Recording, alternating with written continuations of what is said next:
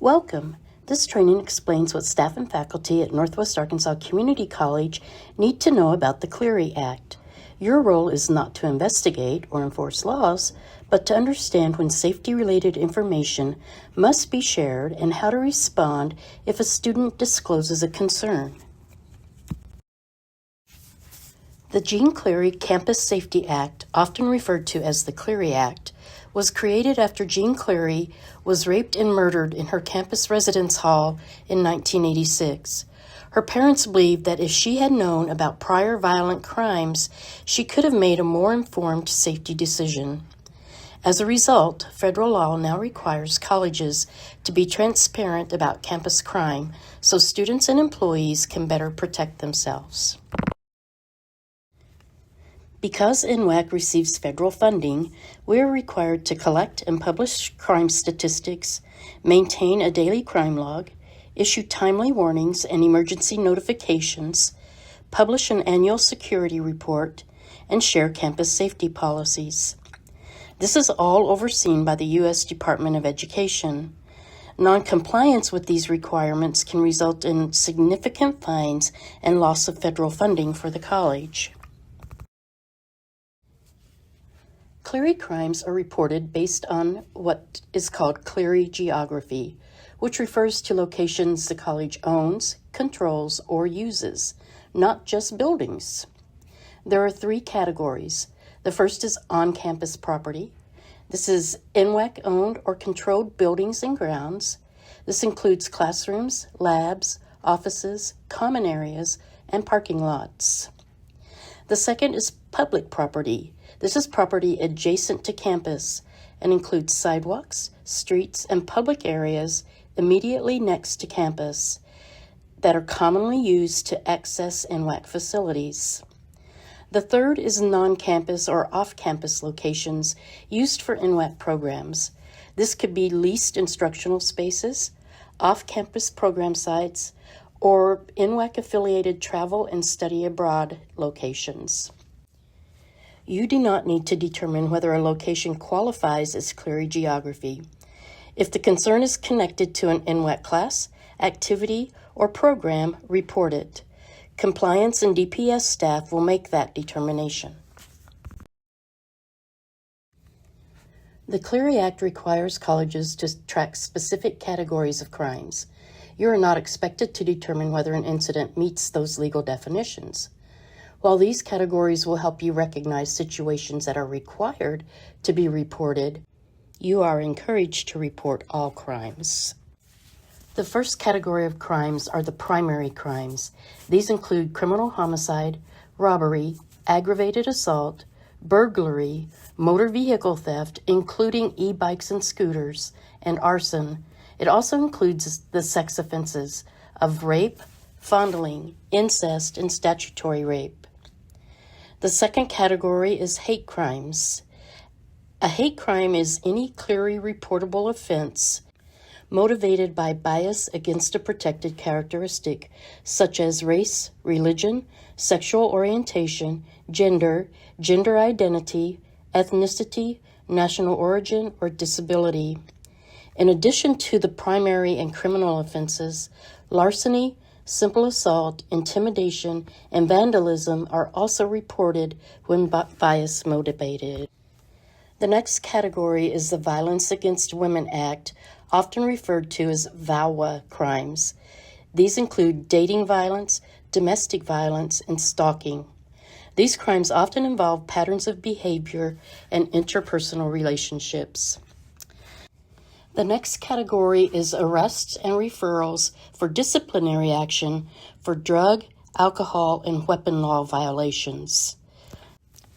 Drug and alcohol violations are reportable when there is an arrest or a disciplinary referral. Weapon law violations involve prohibited weapons and are reportable with arrest or disciplinary referral. The final category is a new one. Hazing became a Clery reportable category in December of 2025. Hazing is any activity tied to joining or participating in a group that humiliates, degrades, abuses, or endangers someone, regardless of their willingness to participate. So what exactly is a campus security authority? A campus security authority, or CSA, is an employee whose role involves significant responsibility for students or campus activities and who must report certain crimes for Clery compliance. At NWAC, CSAs include police and security staff, a director level and higher position, athletic coaches and staff, faculty and staff advisors to student organizations, Title IX coordinator and investigators, the dean of students, and the director of community standards. There may also be some other roles depending on what their interactions are with students. It is important to know what CSAs are expected to do and not to do. CSAs are expected to be supportive, receive information about possible crimes or safety concerns, report the information as soon as possible using NWAC's Clery reporting process, share what was reported without investigating or filtering, offer help with resources. CSAs are not expected to investigate incidents, collect evidence or statements, decide whether the incident qualifies as a Clery crime, determine whether Clery geography applies, or decide whether a timely warning or emergency notification is issued.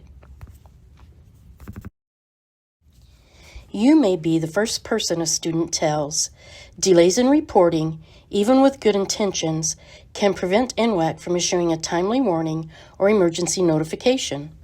Report as soon as you learn about a potential safety concern, not later, not after class, and not after deciding whether it counts. Share who, what, when, and where. Do not investigate, and only include names if permission is given. Report even if it happened off campus, even if someone else may know, and even if you're unsure if it's a Clery crime. When in doubt, report it out.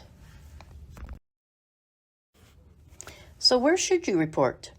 For immediate threats, call 911 and then NWAC Department of Public Safety at 479-619-4229. For non-imminent concerns, contact NWAC DPS. For Title IX concerns, contact Teresa Taylor at 479-619-4188 or Dr. Judd Harbin at 479-619-4234 for students, or Lisa Milam at 479-619-2679 for employees. One of the most important reasons employees must report safety concerns immediately is so NWAC can determine whether a timely warning or an emergency notification is required. These notifications are used to warn the campus community about serious safety threats. The faster information is reported, the faster NWAC can assess risk and take action. A timely warning is issued for serious or ongoing threats. Examples would be assaults in the parking garage, a robbery, or unknown suspects still on the loose. An emergency notification would be an immediate threat to health or safety.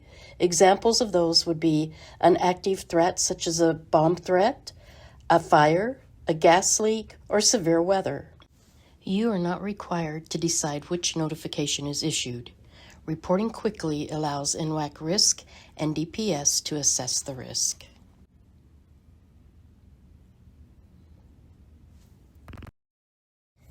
If a student comes to you to disclose a concern, listen supportively, confirm their safety, don't promise confidentiality, offer support and resources, and explain that you may need to share information to help keep the community safe. As we wrap up, remember your role in campus safety. You are not a safety expert and aren't expected to be. You're not an investigator or compliance officer. You are a trusted point of contact. Reporting promptly is how you help protect our campus. If you have questions with this training or about Clery, please feel free to reach out to Becky Hudson, Director of Policy and Compliance at 479-619-4248 or rhudson1@nwac.edu.